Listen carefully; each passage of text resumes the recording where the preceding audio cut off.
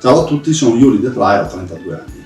Il mio dottorato è in informatica e scienze matematiche e fisiche ed è finanziato da Electrolux Professional. Il mio dottorato riguarda l'interazione uomo-macchina ed in particolare la riproduzione delle caratteristiche tattili di bottoni, slider e manopole su apparecchiature professionali dotate di interfaccia touchscreen.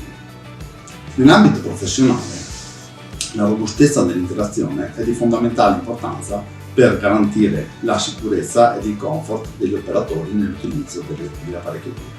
Quando operiamo i nostri dispositivi touchscreen, dobbiamo sempre guardare lo schermo per avere un feedback visivo delle azioni che stiamo compiendo.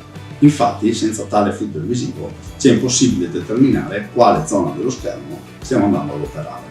La nostra ricerca ha come obiettivo la realizzazione di dispositivi touch in grado di generare degli stimoli tattili complessi che permettano di operare le apparecchiature senza l'utilizzo del focus visivo. I risultati di questa ricerca porteranno a un miglioramento delle interfacce delle apparecchiature professionali e non solo.